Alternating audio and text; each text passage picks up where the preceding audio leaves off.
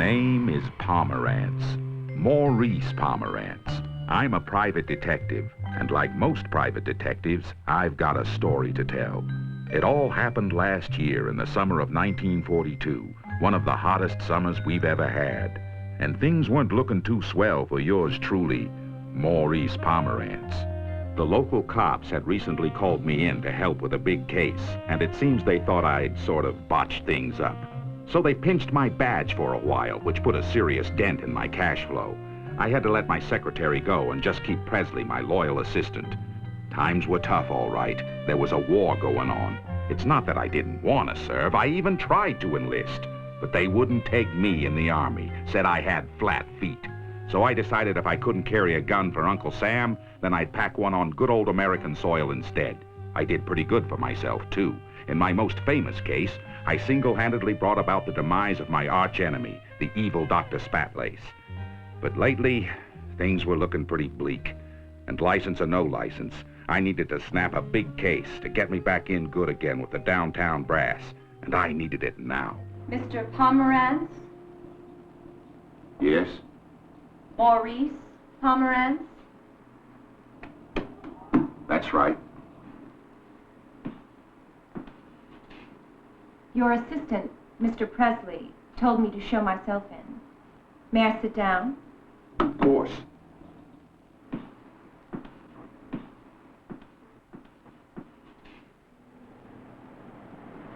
Thank you.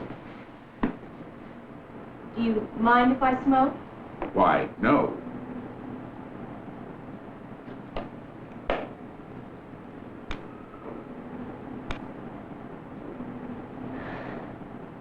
Thank you. Well, now, what can I do for you, miss? Trueheart. Octavia Trueheart. Mr. Pomerance, you must help me. Something terrible has happened. My father, he's disappeared. I believe he may have been kidnapped. You must find him for me. Well, I'd like to help you, Miss Trueheart. But my license has been temporarily suspended. Please, Mr. Pomerance, you don't understand. My father could be in grave danger. I've got money. Won't you please help me? So, your father disappeared, you say? Yes. He vanished from his office without a trace, except for this.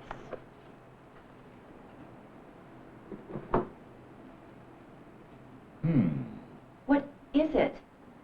Well, offhand, Miss Trueheart, I'd say it's a glass eye. A glass eye? Uh-huh. Does it belong to your father? Why, no. I see.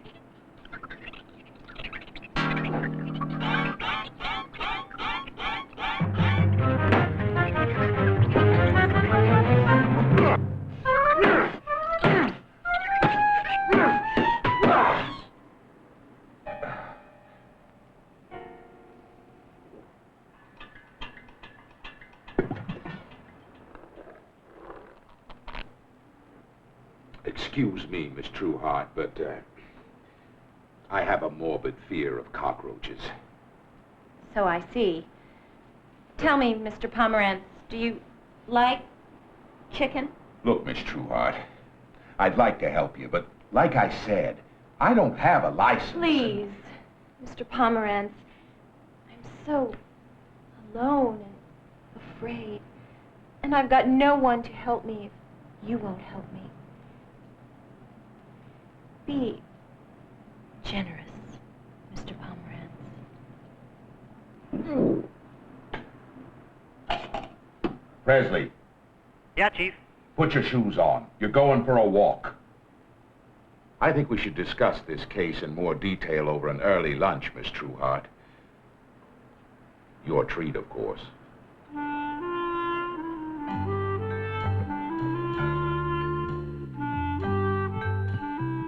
Miss Trueheart and I decided to sample a little Cajun cuisine at a local feed bag.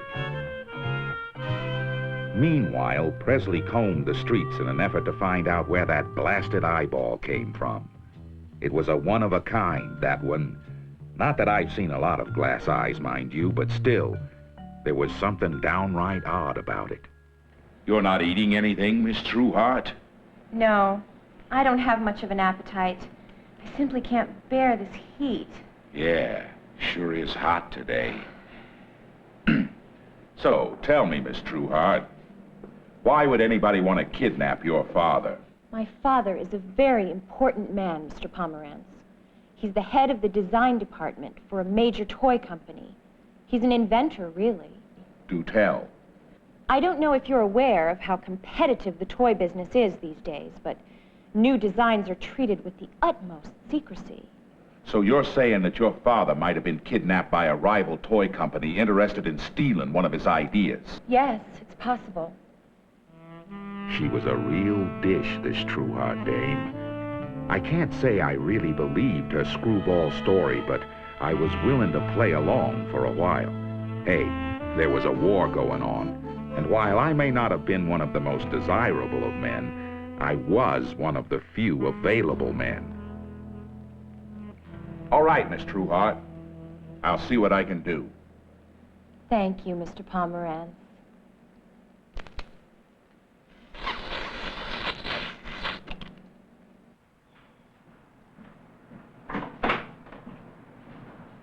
Well, Presley, find out where that odd-looking peeper came from? Not yet, Chief. I've been to every glass eye joint in town, except this one.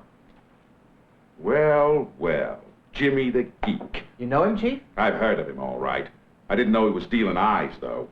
Come on, Presley, let's go.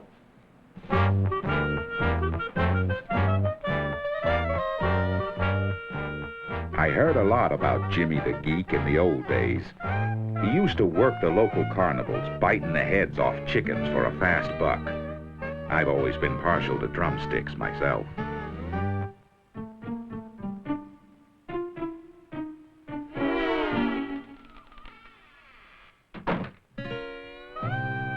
Jimmy had always been a small-time hoodlum for the most part. And apparently he'd kept his nose clean for some time now. But just the same, he was still a geek. Some things never change.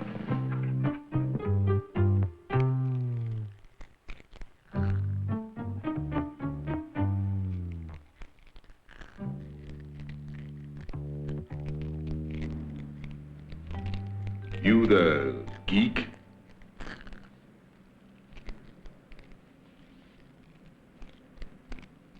Maybe.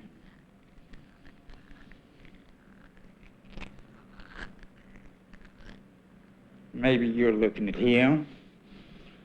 Maybe he's looking at you.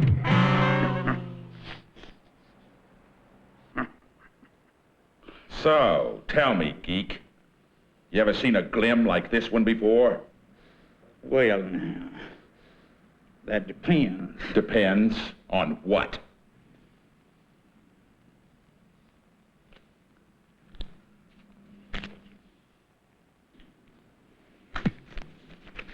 So, where's it from?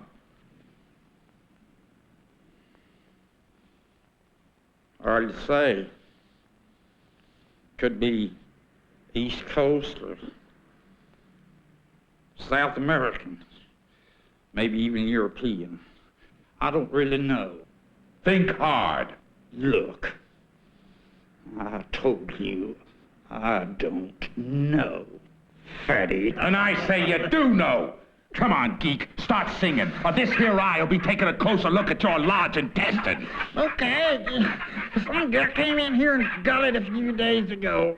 He ordered it special from some company back east. Which company? Some company called Retina. I've never heard of them before, I swear it. Who's he getting it for? He said it was for some fortune teller on the south side. Which one? Which one? An old woman. He didn't say what her name was. He just said she was the one that wears a muumuu.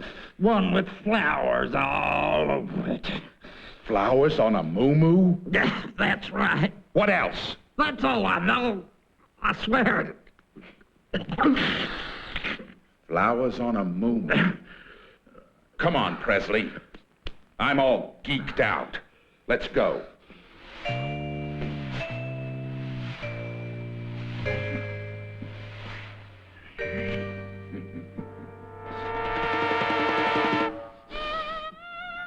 While Presley checked into this retina company, I spent the next 3 hours casing every fortune teller on the South Side, which wasn't exactly my idea of a good time. You a medium?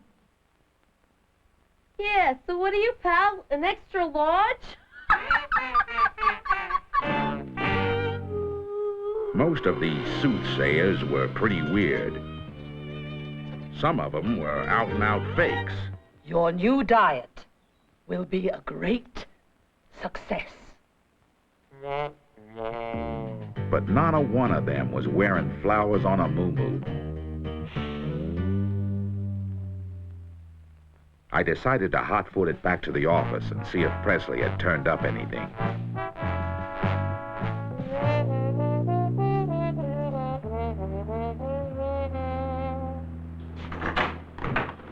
Any luck, Presley? Not yet, Chief. Did you find your muumuu? No. You know something, Presley? There's something downright fishy in Denmark about this whole thing. And it has something to do with... Well, well. Come in, Miss Trueheart. We were just talking about you. Did you find out where the eye came from, Mr. Pomerance? Not yet. We're working on it. Funny thing. What's that, Mr. Pomerance? Well, now, Miss Trueheart, I'm a little bit confused. Confused? About what? About you, Miss Trueheart. Me? Why? What do you mean? I just picked up an evening paper, and there's a late-breaking story in here I find somewhat disturbing. Oh? What's that, Mr. Pomerance? Nobody kills a geek without a good reason, Miss Trueheart. Now, this here eye must be pretty darn important. Your father doesn't exactly spend his time making tinker toys, does he, Miss Trueheart? No. No. He's a much bigger fish than that, isn't he? Now, for some reason, call it intuition, I gotta figure that maybe he's on the payroll for our very own Uncle Sam. Am I getting warm, Miss Trueheart? Yes, Like for the Pentagon, maybe? that's right. I knew all along I was hearing the wrong tune come out of that pretty little clam of yours. All right, sweet cakes, come clean. Who is this father of yours? And what's the big fuss about this little dingus anyway? Well? My father is a scientist, Mr. Pomerance. He's been working on a top-secret assignment for the war effort. Something called Project Retina. He recently made an important discovery, but before he could pass on the information, he was abducted by German agents. That's all I know. Germans? Bleeping lizards, Chief. That means we're dealing with Nazi spies. We gotta call in the feds. No! You can't do that. She's right, Presley. Why do you think she came to me for help? She needed a down-on-his-luck private eye to play the sap for. Because she knows that if the Krauts get wind of who was G-men snooping around, it'll be curtains for the old man. Which can only mean nobody knows he's missing. Yet. We must hurry, Mr. Pomerance. There's not much time. She was something else, this Trueheart dame. A real class act. I don't normally cotton to a woman who blows hot and cold with me, but still, there was something I liked about her. So, tell me, Miss Trueheart, did you have any contact with your father before he disappeared? Yes. He came to my apartment late one night, about a week ago. He said he was in grave danger and that he needed a place to stay for a few days. I went out one morning to get groceries, and when I came back, he was gone. The apartment had been searched. Somebody ransacked the place. The next day, the cleaning lady found the eye hidden under a sofa cushion. That's when I came to you. So the old man had the eye, but he stashed it before the Jerrys could find it. I suppose so. What else have you been keeping from me? Any other clues? Yes. There was this. I found it yesterday in my apartment. It's my father's handwriting. Beware Colina. Whatever could it mean? Hand me the phone book, Presley. Right, Chief. What is it, Mr. Pomerance? Just a seasoned detective's hunch, Miss Trueheart. Here we are. Madam Colina, prophetess and seer. Flowers on a muumuu, Chief. Flowers on a muumuu? That's right, Miss Trueheart. Flowers on a muumuu. This could very well lead us to your father and tell us what's so important about that dad-burned eye. Come on, Presley, let's roll. Wait, I'll go with you. No. This could be very dangerous, Miss Trueheart, and, well, I wouldn't want anything to happen to a swell-looking dame like you. Why, thank you, Mr. Pomerance. Call me Maurice. Come on, Presley, let's roll. It was no wonder I hadn't spotted Madame Colina's joint earlier. It was tucked away in a dirty little alley in a rotten part of town. You stay here and keep an eye on things. If I need any help, I'll holler. Right, Chief. Oh, and Presley? Yeah? Stop calling me Chief. I'm not an Injun, damn it.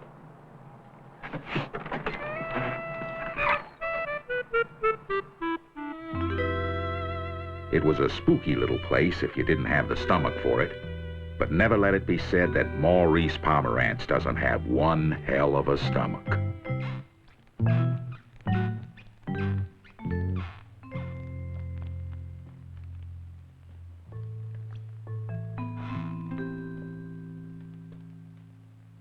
Something I can help you with, Crisco? I'm here to see Madame Colina.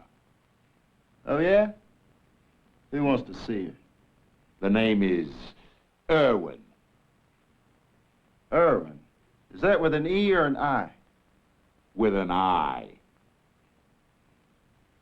Wait here.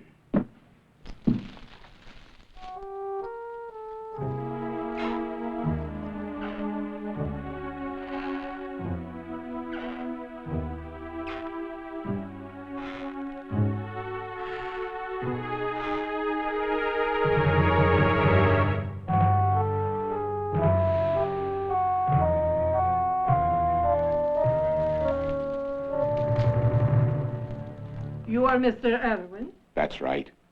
Please, be seated. So, what brings you to see Madame Colina? I want to have my future read. You're sure about that? I'm sure. Very well. For this I shall require special assistance. Strunz, Yes, madam. bring me schnapps. Make mine whiskey, Slodfish, straight up. I'm afraid you misunderstand, Mr. Irwin. You see, when it comes to predicting the future, some fortune tellers use crystal balls, while others use tarot cards or tea leaves. But Madame Colina uses... A pig? Say hello to Schnapps, Mr. Irwin. Not just any pig, but a magic pig. You see, in order to help you, Mr. Irwin, Schnapps must learn everything she can about you. By studying your unique scent, she will gain insight into the innermost recesses of your being. Then, through her special telepathic powers, she will convey to me pertinent information about your future. That's good, Schnapps. That's enough. You can stop now. Now then, are you ready to begin the reading? I'm ready. Oh, Mr. Irwin, I must warn you. Knowledge of the future can sometimes be disturbing and often very dangerous. I'm not afraid, old woman. Go ahead. Very well. Schnapps will begin by telling me something about yourself. Schnapps says, she says, you eat a lot. I think we've already established that. Go on. You have something in your possession, I believe. Yes, a small object of great importance, sought after by a great many people, don't you? I might. This object, it has far-reaching effects. As a matter of fact, it may well determine the future of the entire world. You do want to know about the future, don't you, Mr. Irwin? That is why you came here, isn't it? That's right. I see. Well? I'm afraid it's not good news, Mr. Irwin. Schnapp says the Allied forces are going to lose the war. I wouldn't be too sure about that. Wait. There's more. She says... Well? She says you're going to die, Mr. Pomerance. Mr. Maurice Fatty Pants? The U.S. Army should be glad they don't have a bungler like you in their ranks. You're no soldier. And what's more, you're a lousy detective, too. Yeah, you're 4F any way they slice it, Flatfoot. The eye, Pomerance. Give it to me.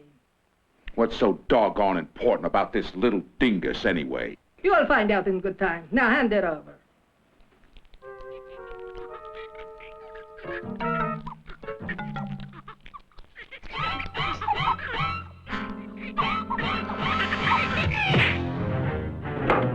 Give me that eye, fat man! Who are you working for, old cow? Who's your superior?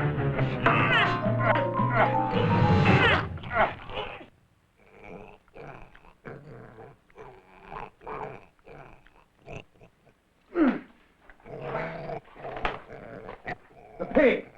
She swallowed the eye. Fool! You're too late to stop us. That pig will run straight to our leader. The future is ours.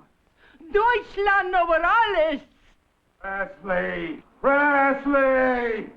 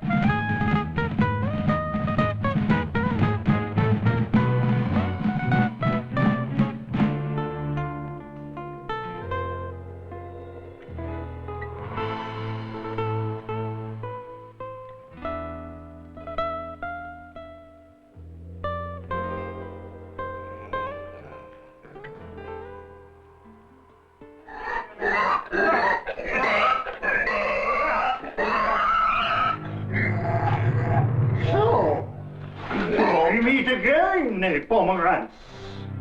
What's that? Who's there? Maurice Pomerance. I know that voice. It's the evil Dr. Spatlace. The same. But you're dead. You died in Altoona. I pushed you down the elevator shaft in the Algonquin Hotel. You didn't push anyone, Pomerance. I slipped on a lousy piece of chicken skin that fell out of your pocket. But nobody could have survived that fall. Wrong, Pomerance. I managed to land on a very full laundry cart. A body, you will recall, was never found. No, Pomerance, I didn't lose my life. Thanks to you, the only thing I lost was an eye. And now you're working for Hitler. I'm simply a businessman, Pomerance, and these days, the Germans are paying top dollar for U.S. secrets. What the devil do the Krauts want with a glass eye? I'll make it simple for you. Dr. Trueheart had the details of his recent discovery placed on microfilm and sent by special courier to Washington. Unfortunately, it was intercepted by one of my top agents. Flowers on a muumuu. Flowers on a muumuu? Oh, yes! You mean Fräulein Colleen. I get the picture. You hid the microfilm in a glass eye, but before you could smuggle it out of the country, Dr. Trueheart caught up with you and snatched it from you. Probably drugged you and pried it out of your ugly mug with a spoon. Yes. And before we could get it back from him, he pawned it off on his unsuspecting daughter. At that point, we had no choice but to take the old man along with us for safekeeping and wait for you and Miss Trueheart to bring the eye to us. So far, the good doctor has been very reluctant to reveal a few key details of his amazing discovery. Project Retina. That's right, Pomerance. Project Retina, also known as radar. A magic eye that can see what has heretofore been invisible. Soon all of Europe will be singing the German national anthem. But first, my revenge. On your feet, Pomerance.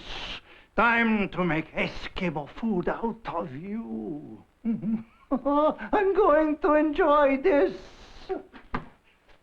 What's the matter, Pomerance? Are you chicken? No, it's just that... Well? The heat. It's so hot today. Well, Pomerance, every day is a hot day. When you're a fat man...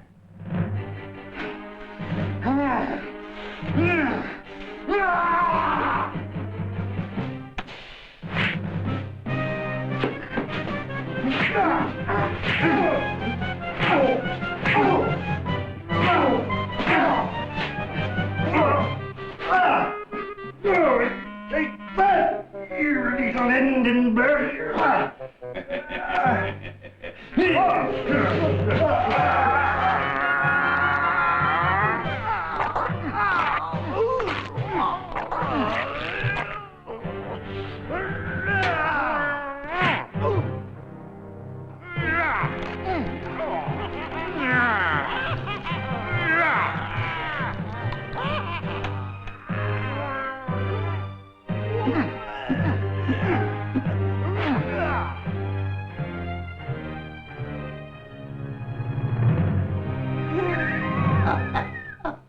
Things weren't looking too swell for yours truly, Maurice Pomerance. Old Spatlace had the drop on me, all right. But then, I saw my only way out. Shoes untied.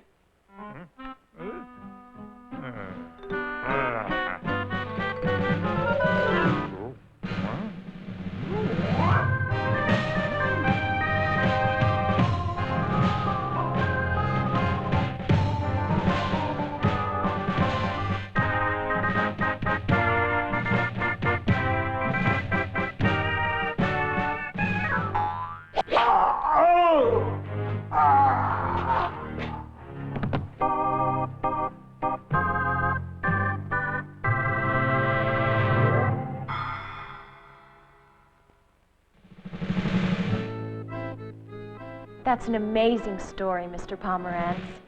I mean, Maurice. I can't thank you enough for saving my father. All in a day's work, Octavia. Colita and Spatlace are in the Hooskow. I got my license back, and Project Retina is safe and on its way back to Washington. Yes. By the way, whatever happened to the pig? Ooh, I almost forgot. The feds only wanted the microfilm, of course. As for the little dingus, go ahead, open it. Why, Maurice, I don't know what to say. You don't have to say a thing. Here's looking at you, kid.